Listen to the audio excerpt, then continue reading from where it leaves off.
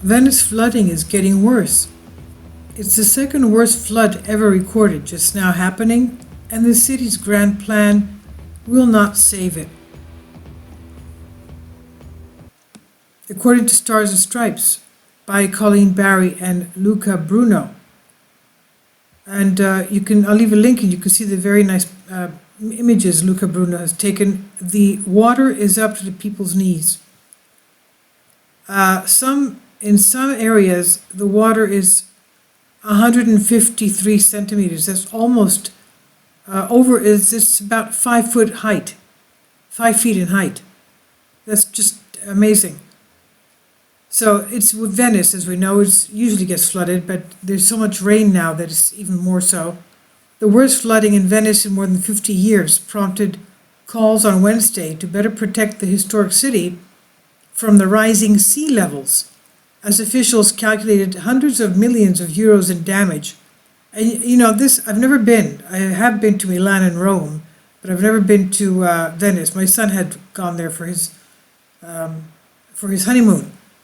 But of course, it was not flooded then when he went. But this is just a disaster because these buildings are so beautiful. Venice has such history, and I can imagine the damage that these floods have done to these buildings. Some of these are very old churches. The churches there are always open every day. People can go and visit and light a candle, pray. Now the water has reached, you won't believe this, 6.14 feet above average sea level. The second highest level ever recorded in the city is just 2.5 inches lower than the historic 1966 flood. And another wave of exceptionally high water followed on Wednesday. Mayor Luigi Brugano said, "Venice is on its knees. St. Mark's Basilica sustained serious damage, like the entire city and its islands." There's one picture I saw with the articles I was searching. The city council office was flooded. I mean, where were they supposed to meet? I mean, this is very dangerous because of the electrical wiring. I mean, you can get electrocuted. It's very dangerous. Now, there's been victims of the flood. The barrier island of Palestrina, one man was electrocuted because he tried to start a pump in his dwelling to pump out the water, and something went wrong. Now, an official on the island said there were 3,500 inhabitants. In Venice, a crypt beneath St. Mark's Basilica was inundated for only a second time in history. Damage also reported at the Capezzaro Modern Art Gallery, where a short circuit set off a fire. The authorities turned off the electricity as a precaution after the control room was flooded. I would imagine that all this would have to be in a you'd have to, this is one instance where you would have to turn off the electricity, don't you think? Okay, we had the electricity blackouts in California because of the fire.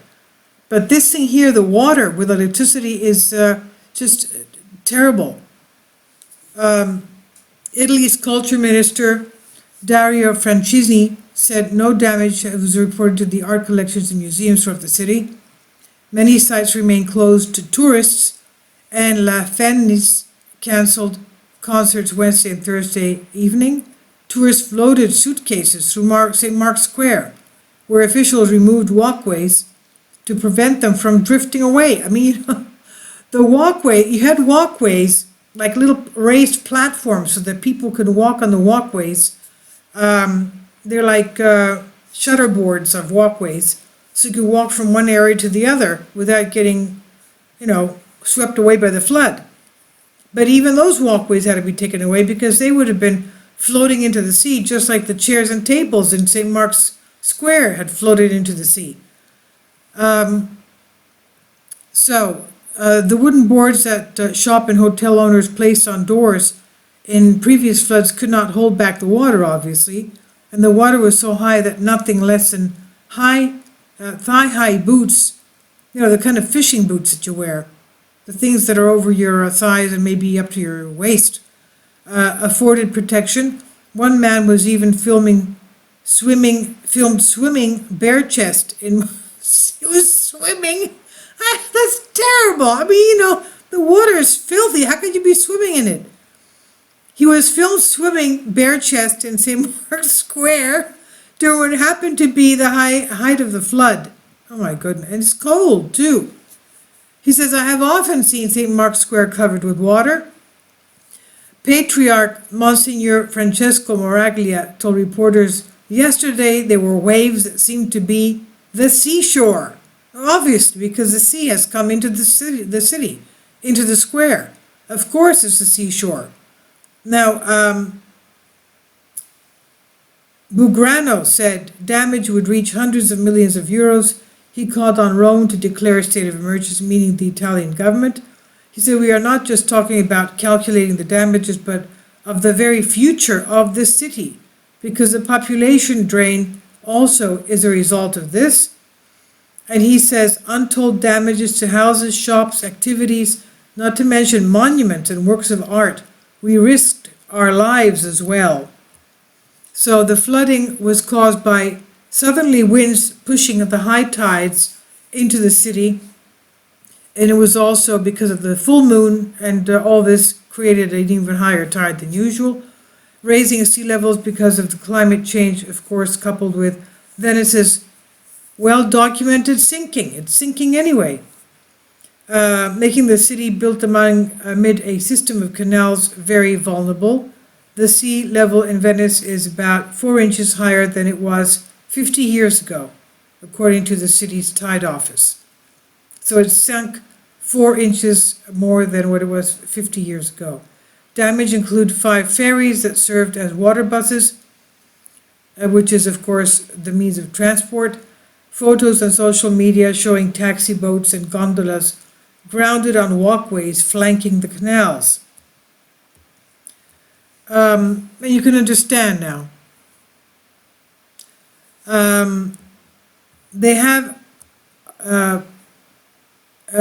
Brugano blamed climate change for the dramatic situation, called for the speedy completion of a long-delayed project to construct the barriers that are offshore.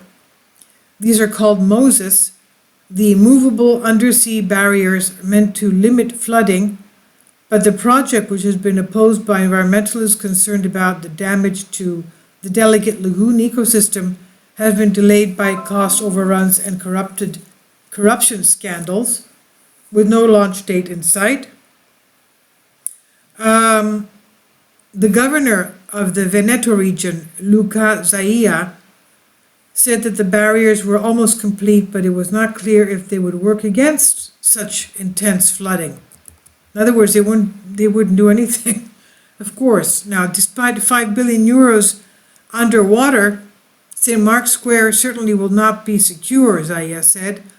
He was referring to one of Venice's lowest points, which flood when there is an inundation of about 2.6 feet. He also was concerned about snowfalls in the mountains above Venice, where up to 4 feet was expected, and across the Adriatic Sea, an intense storm, powerful winds causing floods in Croatia and Slovenia. As we know, we're having a very bad winter in Europe. Is just as bad as what's going on in the United States. That's coming over, crossing over the North Atlantic into the United Kingdom, Ireland, United Kingdom, Northern Europe, and rain and stuff and snow in the Alps, above Italy, and rain in Italy, and we've even had rain in Greece.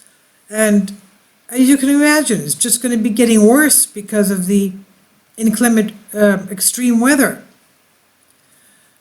Now, according to the conversation, the Venice flooding is just getting worse, and the city's grand plan will not save it.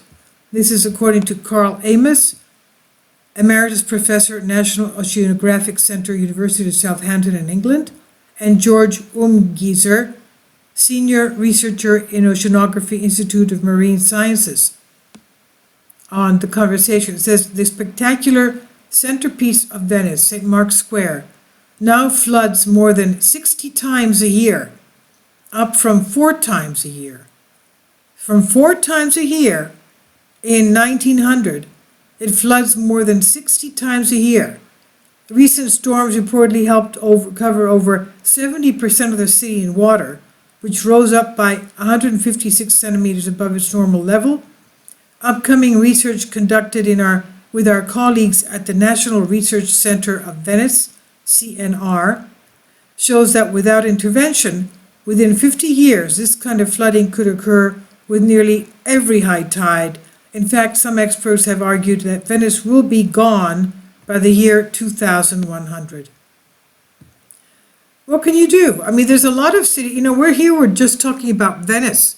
You should see what's going to be happening to New York, Manhattan, because they have to do something similar to Manhattan, because that's going to be flooding too, and other cities in Asia. But now, here going back to Venice, the increase in flooding in Venice is due to the combined effects of land subsidence, in other words, it's sinking, causing the city to sink, and climate change causing the global sea level to rise. But the city's chosen solution to the problem, an unfinished scheme of 78 storm gates known as MOSE, M-O-S-E, is likely to cause damage to the ecological health of the surrounding lagoon, and in the long run could have no effect on Venice's preservation anyway. The water will still go in. Water is strong. It'll do that. Now, Venetians have been managing Venice Lagoon with engineering since the 12th century. The city is built on 118 small islands drained by a network of canals located within a tidal lagoon sat between the Italian coast and several barrier islands known as the Murasi. Interventions have included diverting 6 major rivers away from the lagoon to stop its waterways filling with silt, rebuilding and extending the Murasi, and reducing the inlets between them from the original 9 to only 3. Venetians have also combated flooding by periodically raising pavements and walkways and building embankments, but this is no longer possible without damaging the city's architecture. So in 2003, the MOSE project was launched as a way of protecting Venice from the worsening floods, but the Venetian scientific community is divided over the impact of the project on the lagoon, given how much worse the flooding could become. Records held in the city show that Venice sea level has consistently risen by a total of 26 centimeters since 1870. Around 12 centimeters of that comes from the fact that Venice's islands are subsiding. They're sinking because of the amount of water removed from the aquifer beneath Venice Lagoon. Further measurements show that sea level is still rising 2.4 millimeters a year. Okay, we have a similar situation going on in California, where I've a few days ago put up a video. As it was about an hour and some odd. It was the sinking of California. California is sinking. That was the title of it. You want to check it? It's about an hour or so because it was a USGS public lecture, and they were saying that since 1935 to 1966, somewhat it went down. The land sank about 30 feet, and then from then up to 1966 to 2000 or something, it went down another 10, 15 feet, and a total of over 40 feet sinking. It sank over 40 feet since 1930 or something. And that's because of the water that had been taken away from the aquifers. The whole land, it's like a bubble of water under the land has been drained, and the land just sinks because there's less water under it. And this is happening in Venice as well. So the sinking also comes because the water aquifer is lessening, the water is lessening, and the city is sinking. The whole city is sinking. Can you imagine? Amazing. Now, as a result, with a sea level rise of 50 centimeters, the MOSE storm gates will need to close almost daily in order to protect the city from flooding daily. The problem with this comes from the fact that some of the Venice's untreated sewage flows directly into the lagoon via the canals, and presently it's flushing through the inlets into the sea within a week. Shutting the inlets every day could cause increased microbiological pollution and eutrophication in the lagoon. This is where the water becomes so full of nutrients that it spawns excessive growth of plants and algae at the expense of other wildlife. So if you keep closing the doors, the wastewater, the sewage water cannot go out into the sea. It just stays where it is. Can you imagine the stink? Can you imagine how unhealthy it would be breathing this stuff? Now, a lagoon at risk, this would follow other damage to the lagoon's ecosystem caused by the loss of salt marshes and tidal flats, and the reclamation of tidal flats in other areas for fish farming. Meanwhile, seabed erosion from dredging and illegal clam harvesting has increased the central part of the lagoon's depth by 50 centimeters since 1970. There are major concerns among the scientific community of Venice that further enclosing and restricting the lagoon would further compromise its ecological health. The other problem with MOSE is that it does not address the issue of the rising sea level, which is already damaging the city's buildings with salt and damp, despite widespread renovations of foundations and canal. The conservator of St. Mark's Cathedral has shown that seawater has risen several meters through the church's foundation walls.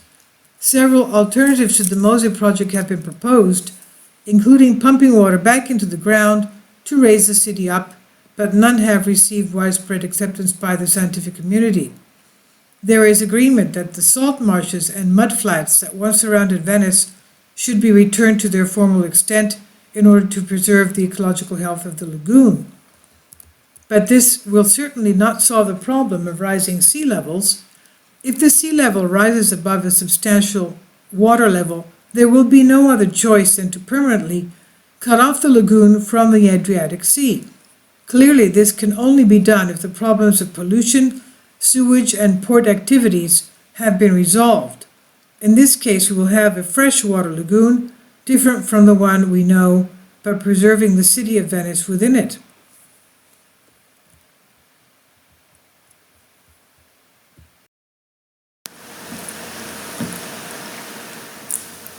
If you'd like to join me on my Patreon account, you will hear content not covered by mainstream media. These riveting stories will be based on my research, and I will state my opinions and give my personal insight on diverse and controversial subjects and world events not covered by mainstream media, and not supported by YouTube guidelines. So whatever I have on my Patreon, most of those will not be on my YouTube channel. Please consider becoming a member today.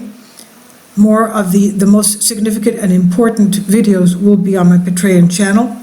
Your support helps me to continue my research and keeps this YouTube channel alive.